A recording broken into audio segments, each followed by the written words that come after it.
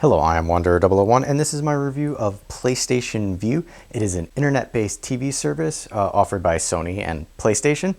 So the reason I'm looking into internet TV services is for my parents who will be retiring soon and are looking to save money.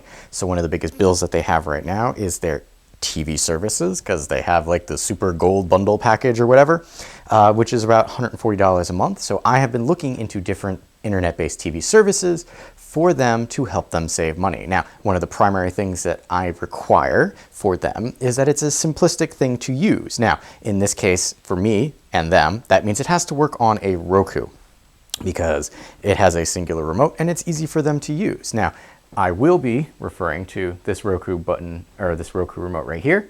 I will be saying back button, home button, back, forward, up, down, play, pause, and okay, play, pause, just for referencing for later. So, PlayStation Vue does offer you a week free trial, which I did, but the original user interface for this was horrible, abysmal.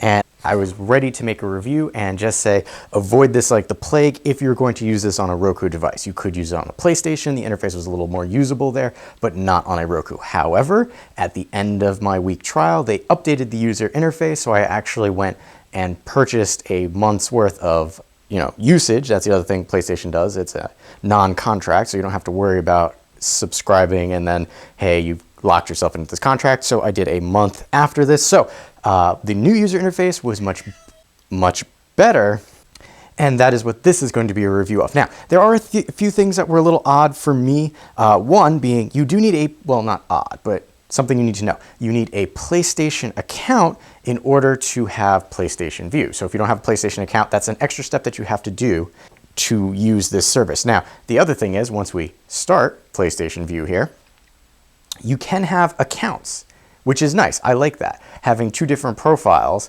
allows me to keep my stuff separate from my wife. Now, I did not set this up until well into the reviewing process, and so there's going to be a conglomerate of things that happen in my profile. The problem is you cannot set up profiles on your Roku. You have to go to the web user interface in order to do that.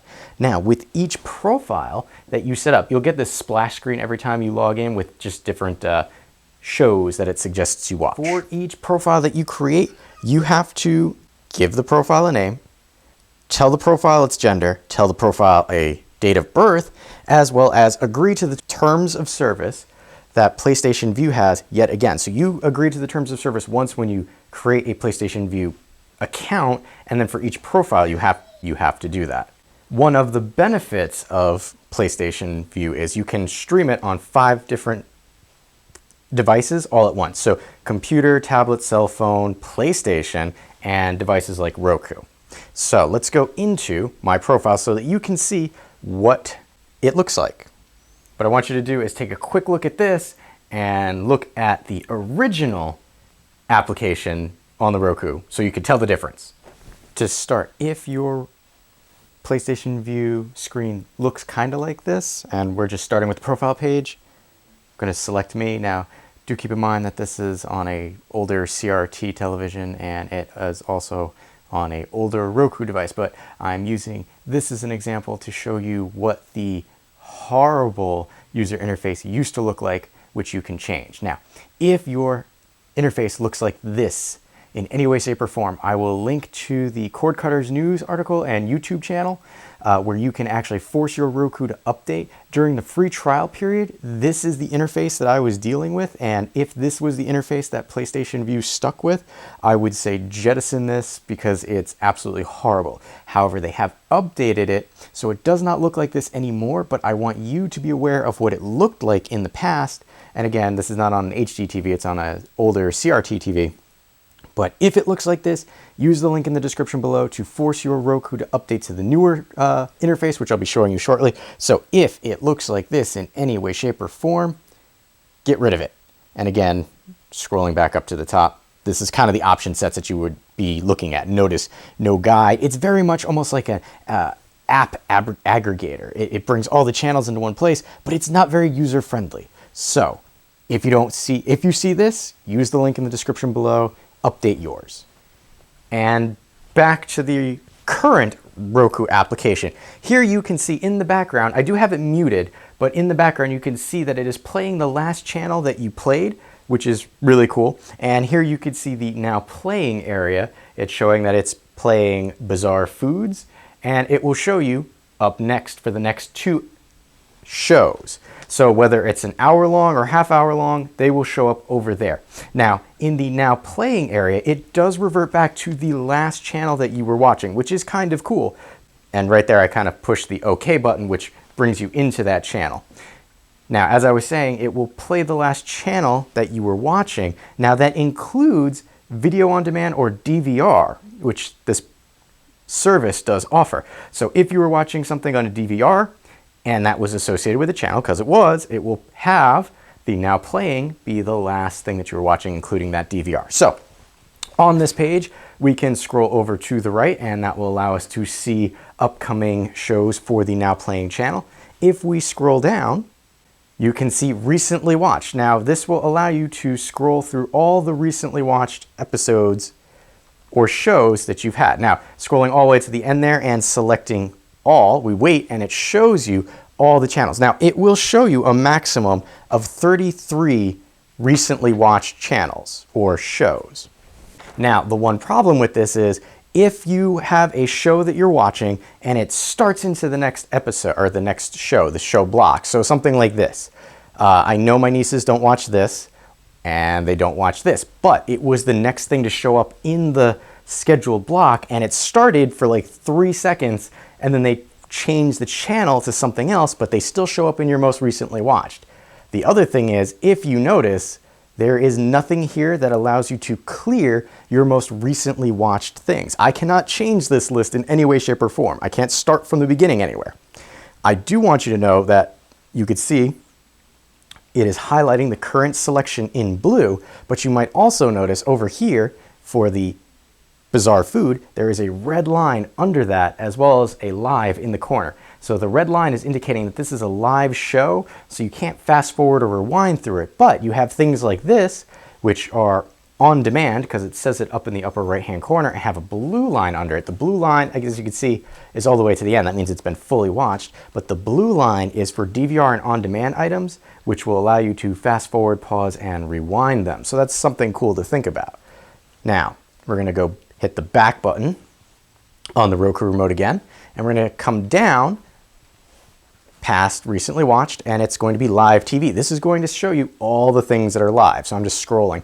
And again, you'll see that red bar at the bottom there. That indicates how far into the episode the show actually is. Now you can see the travel channel is still playing in the background, even though I'm going through all these other menus. And that's something I kind of like about this, is you can still see what's going on in the background. Now I do have it muted so you can't hear what's going on, but you can still see even past this grid that it's still going on back there. And again, this is going to show you all the live TV that's going on. Now, in the upper right hand corner, you can see I'm highlighting popular. I can select that and say A to Z or channels A to Z. So either program names A to Z or the channels A to Z.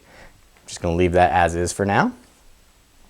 And we're going to move on to my shows. So my shows are things, think of it as almost like your favorites. These are shows that you have selected. Now, the big thing with my shows is once you select them, they are automatically going to be DVR'd. Now, PlayStation Vue uses like a pseudo DVR. It's not really a DVR because one, it will record everything, which is nice because I've used other services where like Disney XD stuff, so like DuckTales here, or Milo's Murphy, or Star versus the Forces of Evil. Those would not be able to be recorded because Disney doesn't allow you to do that. PlayStation Vue records everything regardless. So if you favorite it, it automatically will get recorded to a DVR. Now the show itself, if it's been DVR'd, will only last 28 days in the DVR. Now, the problem that I've also experienced is something like, you'll notice here, it says new in the upper right-hand corner. Well, if you wait long enough, the new refers to new recordings or new DVR'd items. So here we have season 3. I've clicked into my show, and it shows you, on the one that's highlighted, it's new and it's on the DVR. Now, the shows themselves can be a mix of DVR, but this one's all DVR. It will show you upcoming, saying that this is going to be something that will be recorded. All right, so this one doesn't have something. All right, ignore Battlefront because that's just horrible.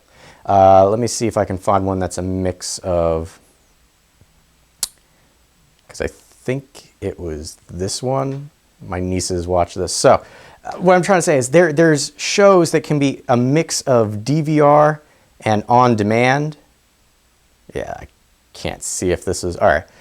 But for the shows, since I can't find one, it's going to show you a mixture of both the DVR and on demand all in one location. So hypothetically, I'm going to go back to this guy over here to show you once you also select something, it will show you other shows that you might like based on that particular show.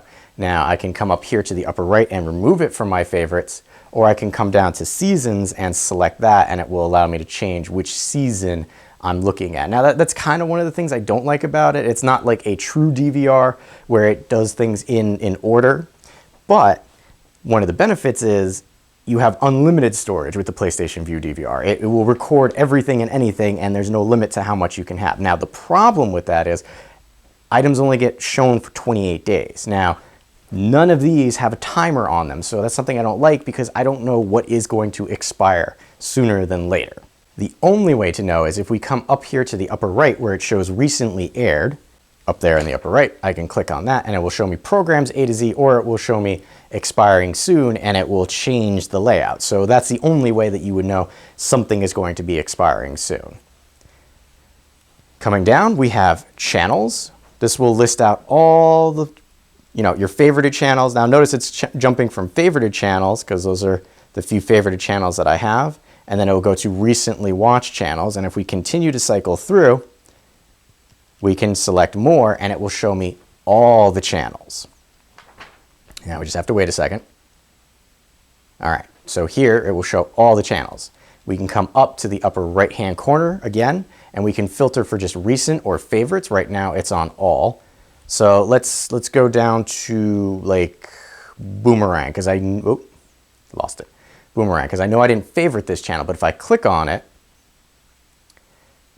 it will show me what's scheduled on Boomerang, and up in the upper right hand corner I can program that as a favorite channel, so that's kind of nice. And then you can come down and it'll be featured and then recommended by viewers, and we're going to go back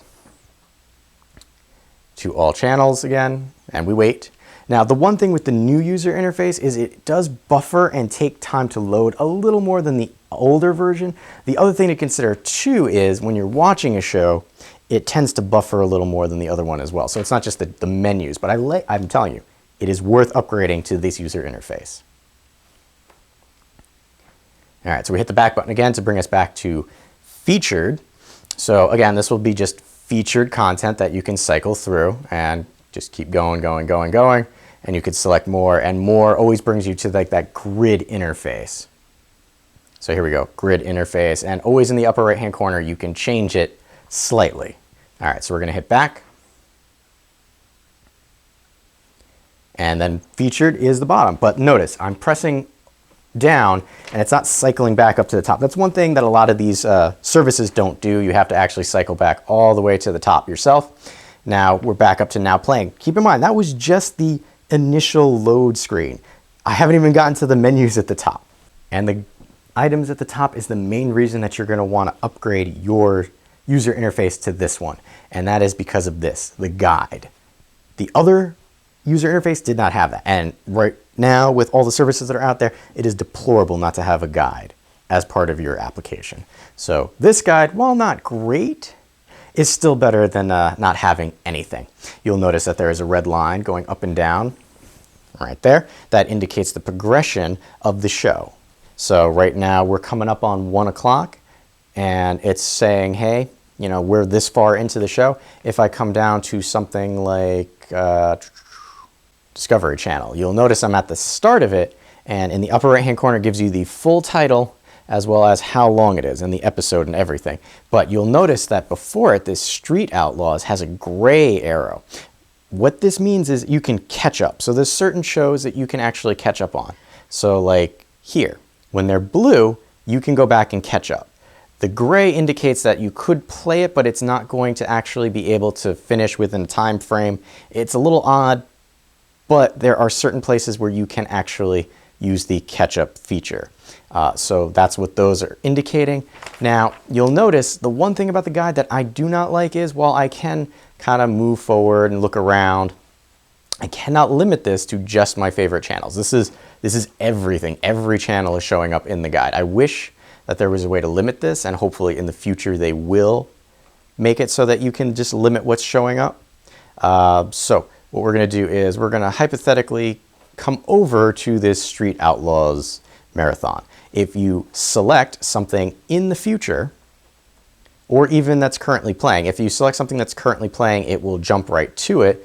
But upcoming, so this is a particular show, it shows on that things you might also like, but going up to the top in the upper right hand corner again is how you would add it to your favorites. So again, that listing of favorite shows, this is how you did it. So you kind of have to find it in the guide and then select it as one of your favorite shows. But the guide is something that you want, because without it, this was horrible. Selecting the back button will bring you back to the main page, and I'm just gonna cycle up to the top again and over to the right for my shows and select it. And this is just another place where you can bring up the grid of your show. So again, items that have a new in the upper right hand corner indicate a new item on the DVR for you to look at. Now I know I kind of talked a little ill of the DVR function because it's not a true DVR function in my mind, but there are some cool things that it can do. It will start the recording a few minutes before, well, a minute before the show actually starts. So there's other services where it starts if the show is slated to start at 1 o'clock, it starts it exactly at 1 o'clock. While this will start it at 12:59. So you get that little bit of carryover that you sometimes get with TV shows. Now the problem is it does cut it off exactly as the program is supposed to be ending. So with these shows, if I select hypothetically Expedition Unknown here, I'm going to go back to an episode that I have watched previously, and you can tell because it has this blue line under it. Items like this that don't have the blue line indicate that I haven't watched it yet. So I'm going to go back to this just for a moment, because you see the live TV was a red line. This particular one starts off and shows you a blue line. What the blue line means is I can go back, and if I come right here, you can see the white is highlighted. I can click on that, and it will start the show over from the beginning. All right, so I started it over only because that particular episode had an error, and that's something I wanted to bring up. On all the recordings that I've had, I've only had one error pop up where it would not continue to play. Now, if we pause it, like I said, you can see a blue line going across the bottom. Now, there are no ads that you have to sit through because this is on the DVR. However, you do have to press fast forward on your remote, and you don't get to like do a 30-second skip. You just keep pressing fast forward, and you can see the number changing there, and that indicates how quickly it will progress. And then see, it brings you right to here. And now we're looking at live TV, or live DVR recording. So if you hit back, it will bring you back into the channel guide for that. In the upper right hand corner, you can remove it from your favorites if you want to, or if you come down, again, it will show you things that it thinks you will like. Now, if I had a video on demand service, it would still show blue. However, it would indicate ad breaks, which I do appreciate the fact that it does show that. Hitting back again will bring us back to the grid of my shows, and then one more time brings us back to that now playing. Now, it is showing currently that it is now playing the episode of Expedition Unknown that we were currently watching, as well as what would be up next on the DVR. So you can still see it playing in the background there because it's not that Bizarre Foods anymore. Coming up to the right of my shows is search. Search is really good if you wanted to hunt and peck for a particular title. That's what I was doing over there. I was going to look for Simpsons, and I just kind of hit Sim, and we found the Simpsons. Now, last bit up here is settings. Settings on the Roku app itself, as it's having trouble focusing. All right, we'll pull that back a little bit because these black screens it has problems focusing with. Those are the two profile names, and on the side here, You have profile, which is just these two. You can't do anything except click on profiles, and it brings you to the profiles area. You have user guide, which will just let you select options, main menu, header menu, profiles, and closed captioning. They will just give you a description of what they are. There's help, and then there's legal. So really, settings, there's not much to do. So realistically, that's the overall look of PlayStation Vue on the Roku. There are a few things to consider. One being that there are several different plans. Access for $40, which will pretty much get you the channels that you want. There's Core for $45, which adds some sports channels. There's Elite, which is $55, and that adds Epics, Hits, and Hits, and NFL Networks and Machinima. And then Ultra, which is $75, which gets you all the things, and HBO and Showtime. They do have also bundles or packages that you can add on after the fact, such as Epics for $10, HBO for $15, Showtime for $15. So there's things that you can add on after the fact. Now, with the video on demand stuff, it links it all into one location. On children's programming, it tends to not show ads. It front loads maybe at the beginning before the show starts instead of breaking it up into segments, which is kind of nice. So in the case of my parents who are spending $140 on cable, the highest tier, like the get everything package for PlayStation Vue is $75. It would save them $65. Now, the only bit of concern that I have in this case is the way that you fund PlayStation Vue. You have to have a PlayStation account and set up a credit card. Once you set up the credit card gets billed to your PlayStation wallet, and then the PlayStation wallet will go and fund your PlayStation Vue account. So there's like a extra little step that I'm not sure will work out for them, but if I set up for them, it shouldn't be too bad. Now, a lot of people say that PlayStation Vue is the way to go as opposed to something like DirecTV, which currently does not have a DVR, or Sling TV, which kind of a la cartes you to death. I'm of a mixed feeling. PlayStation Vue does offer a good selection of channels and options for me if I was going to do this for like $40. That's the package I was testing, was just the $40 a month because that's what I would probably use.